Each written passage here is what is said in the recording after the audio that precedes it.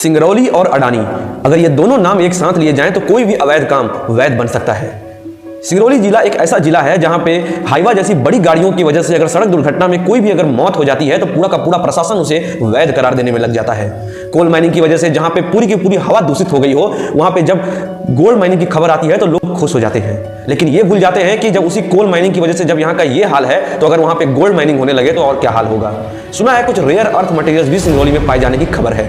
सोचिए अगर ये भी अगर होने लगा, अगर रेयर अर्थ मटेरियल्स को भी अगर माइन करके निकालने लगे तो हवा के साथ साथ पानी का भी उतना ही बद से बदतर हाल हो जाएगा। अगर हवा दूषित हो जाए तो भी वैध है, अगर पानी बेकार हो जाए तो भी वैध है, और अगर सड़क दुर्घटना में किसी बड़ी गाड़ियों की वजह से अगर किसी की मौत भी हो जाती है तो भी वैध है।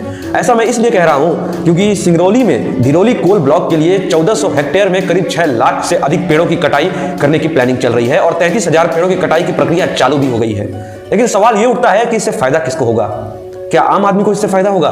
बिल्कुल भी नहीं। इससे फायदा होगा चाय वाले के दोस्त मोटा भाई को, क्योंकि ये जिस कंपनी को ये टेंडर मिला है उस कंपनी का नाम है स्टाटा टेक मिनरल्स रिसोर्सेज, जो कि अडानी ग्रुप की ही एक सब्सिडियरी कंपनी है। कलेक्टर साहब का ये कहना है कि ये सारा का सारा काम वैध है, यानी कि लीगल है, क्योंकि सारे के सारे परमिशन मिलने के बाद ही ये काम चालू किया गया है। मेरा सवाल उनसे ये है कि क्या बड़ी गाड़ियों की वजह से सिंगरौली में जितनी भी मौतें हो रही हैं क्या वो भी वैध है? क्या आपने उनके ऊपर कोई भी एक्शन लिया? क्योंकि वो मेन रोड से ही सारी गाड़ियां चल रही हैं, वैडन के मेन रोड से ही, और कई सारे बालू के ट्रैक्टर वगैरह की गाड़ियां चलती हैं, उस पर भी कोई रोक नहीं लगा पाए आप लोग। और जो सिंगरौली वालों को जहरीली हवा में जो सांस लेना पड़ रहा है उसके लिए आपने क्या एक्शन लिया? क्या कंपनियों के ऊपर कोई फाइन लगाया? उसकी वजह से फाइन की वजह से क्या किसी को कुछ फायदा हुआ? नहीं।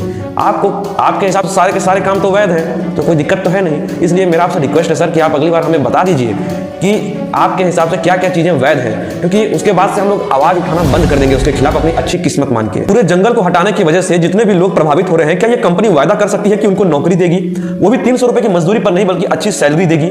जी नहीं। क्या अडानी जी ये वादा कर सकते हैं कि जो उन्होंने अहमदाबाद में अपने वर्कर्स को सुविधाएं दी है क्या वो सिंगरौली वालों को सुविधाएं दे पाएंगे?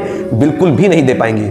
और मेरा मानना यह है कि इसमें किसी भी बड़े अधिकारी की, चाहे कलेक्टर साहब हो, चाहे एसआई हो, टीआई हो, इसमें किसी की भी गलती नहीं है, क्योंकि इसमें गलती सिर्फ जनता की है। जब आप अनपढ़ लोगों को सत्ता दे देते हैं तो ऊपर से वही ऑर्डर देते हैं और इन बेचारों को वही फॉलो करना पड़ता है, तो गलती हमारी है।